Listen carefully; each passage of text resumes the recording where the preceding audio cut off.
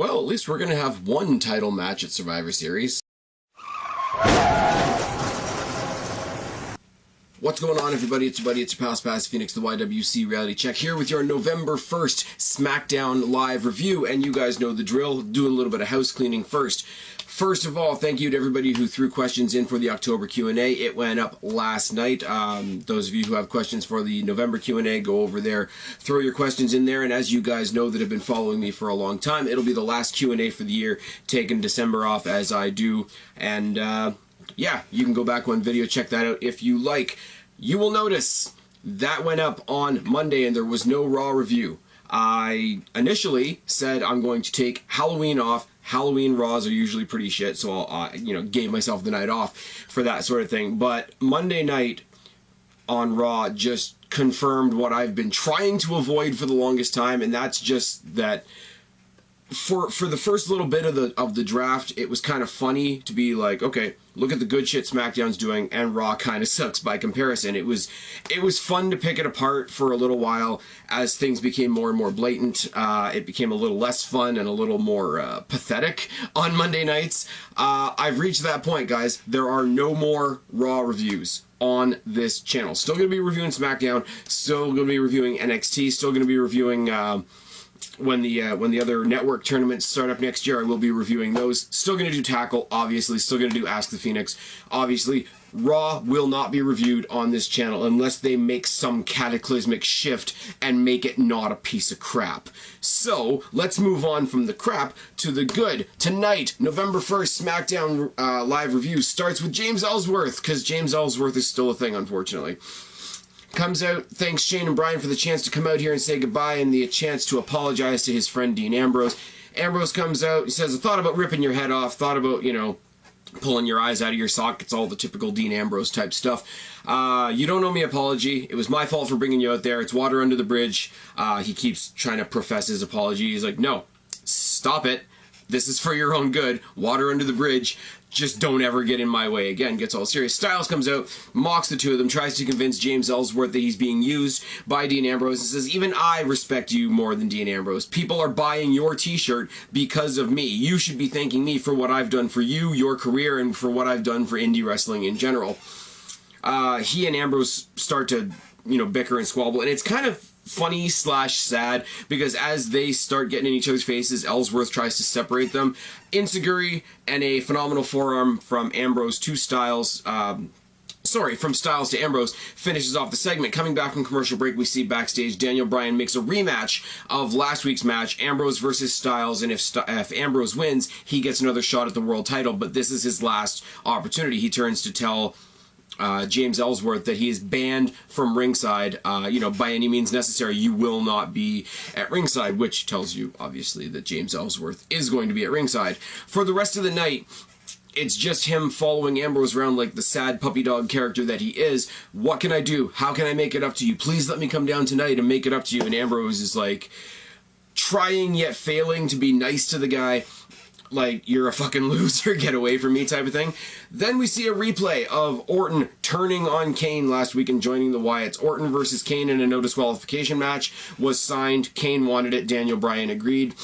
Very, very quick. They brawl for about a minute. Jump scare. Wyatts hit the ring. Boot by Kane. The Wyatts brawl on the outside. Literally 3-on-1 beatdown on Kane. RKO gets the predictable win for Randy Orton.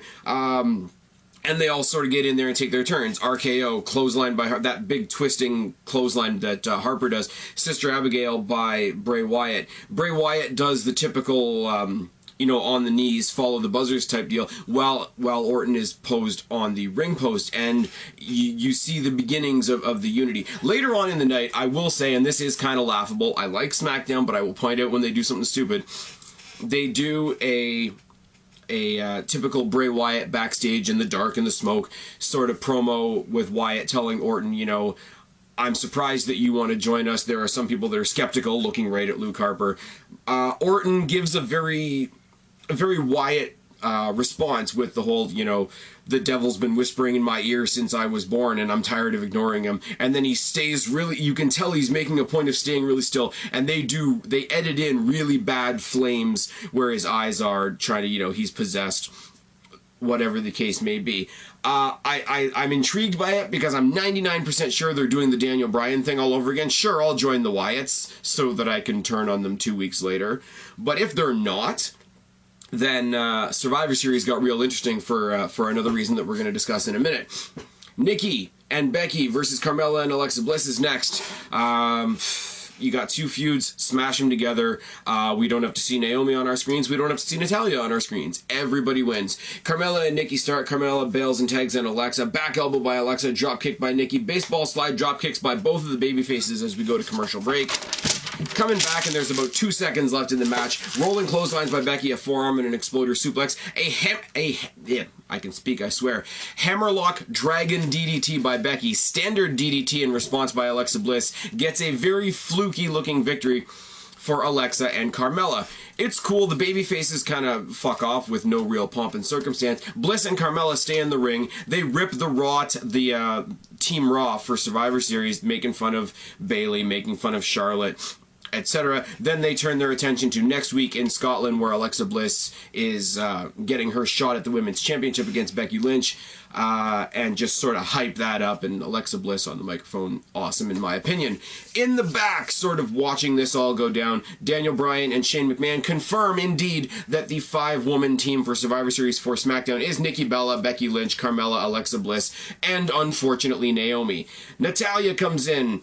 I half expect her to bring up Instagram and show more pictures of her cats, but she doesn't. She sort of sweet talks Daniel Bryan and Shane McMahon into letting her be the coach for the SmackDown women's team, and that's great, I guess. Qualifying match for the tag team for Survivor Series, American Alpha versus the Spirit Squad, and my notes say, why did the Spirit Squad bother showing up? Grand Amplitude gets the win in what is a very, very short match. American Alpha obviously progress on to join the SmackDown team for Survivor Series. Miz TV, he's interviewing Daniel Bryan. He's taking shots at Daniel Bryan until Daniel Bryan threatens to cancel Miz TV, and obviously gets a very positive crowd response. He re-explains all the matches that they're doing to qualify the tag teams for Survivor Series, which really isn't necessary. He teases a bunch of other announcements, and then he finally gets to the men's SmackDown team for Survivor Series, which is going to be Orton, Corbin, Wyatt, Ambrose, and Styles. Obviously, Miz complains that he's not there. He complains that he's not the captain, let alone not just being on the team. They do a lot of what Daniel Bryan and Miz have been doing the past little while. You know, he calls Miz out for being a coward. Miz calls Daniel Bryan a coward because he doesn't wrestle anymore.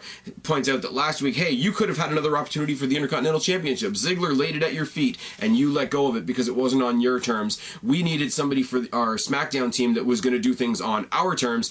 Take an example from Dolph Ziggler, who's about to have an open challenge next. The open challenge is answered by Curt Hawkins, which I figured he was going to walk out again. He didn't. The match lasts about 3 seconds, though. Super kick by Ziggler while Hawkins is doing his opening spiel, and he gets a quick win, but he grabs the mic and he mocks The Miz. He mocks The Miz. He looks like he's going to challenge The Miz for Survivor Series, but instead, because it's SmackDown versus Raw, Ziggler issues an Intercontinental Championship open challenge to anybody that from Raw that wants an Intercontinental title shot, which is really, really cool. Keeping in line, keeping the theme that other than Lesnar and Goldberg, which is another topic for another video, every match in Survivor Series so far is Raw versus SmackDown. Now, do I believe that they're going to put both mid-card titles on Raw? Absolutely not. So it's not a case of who's Ziggler going to face, it's a case of who's Ziggler going to beat.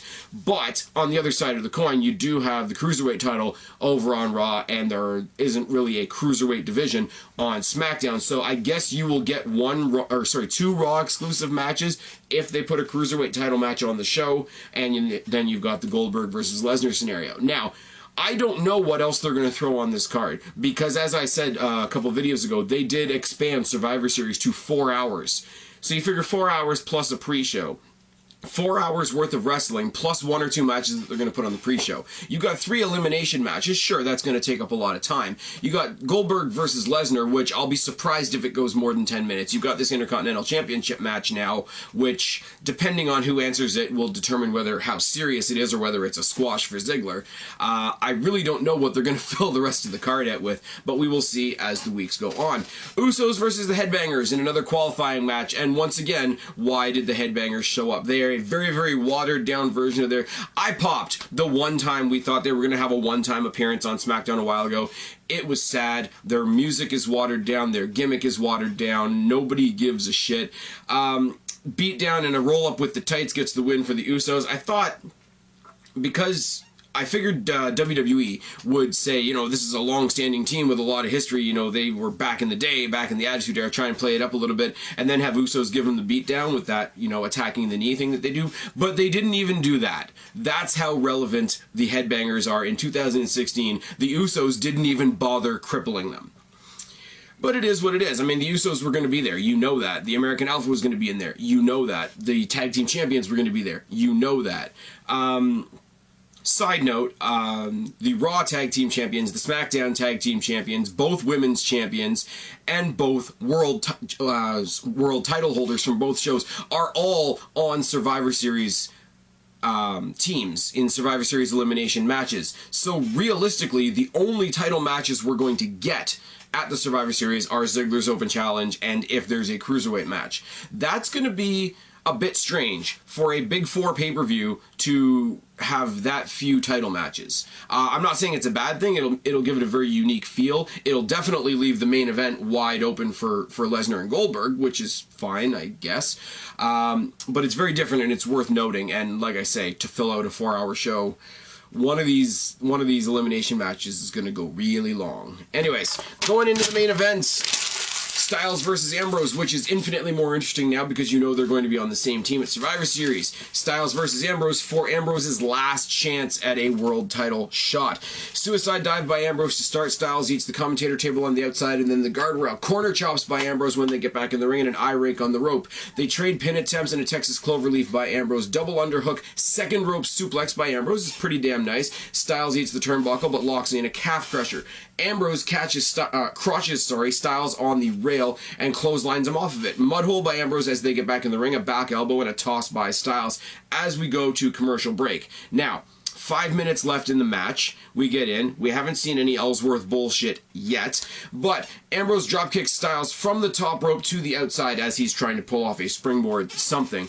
Top rope elbow to the outside, rolling clotheslines and a suplex into the corner by Styles. Front slam by Ambrose, and they hit a double clothesline spot. They're both out. Referee does the 10 count like that's ever going to win a match. Ellsworth shows up at ringside. Ambrose loses his shit, eats a Pele from Styles. Security removes Ellsworth. Lunatic lariat by Ambrose, calf crusher by Styles. Ellsworth comes back again. Styles gets sick of it, goes outside to the commentary area, jumps Ellsworth, gets back in the ring, walks into a dirty deeds from Ambrose, and Ambrose is once again your #1 contender. So, what do we have for Survivor Series for SmackDown? Styles, Ambrose, Wyatt, Orton, and Corbin. You've got 4 main eventers and 1 new guy. Same as Raw. You've got Becky, Nikki, Carmella, Alexa, Naomi, unfortunately, with Natty on the outside. So you've got SmackDown's entire women's division, other than Eva Marie, because she's still on her never-ending vacation. It looks better than Raw. I'm sorry, on the men's team, there's guys on Raw that I care about, but they're on Raw, which immediately brings them down a peg. SmackDown has a better women's team. I don't care. They're making Sasha Banks on Raw look incredibly fragile. Charlotte is a great wrestler with a character that I don't care about. Nia Jax is Nia Jax. Dana Brooke is Dana Brooke. And the last one for their team is rumored to be the revamped Emelina, okay, Emma coming out in a bikini, nobody's going to complain about that, but as far as the character revamp, I don't give a shit. All we have for their tag team so far is the New Day. On our team so far, we got the Usos, who are revamped and ready to go, and the American Alpha. Even if you want to throw the Hype Bros and the current champs, Slater and Rhino, in the back burner, that's still a good start of a good team right there. The 10-on-10 is going to be a ridiculous pile of people match anyway, but lots and lots of build towards Survivor Series, a hell of a lot better than Raw.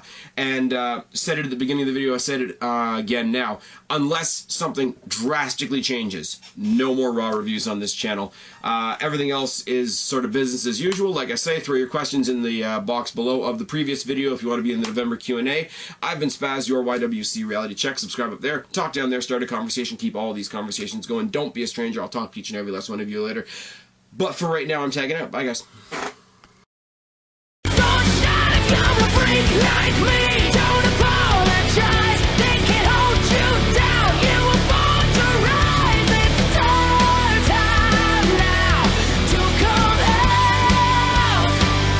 You're a freak like me.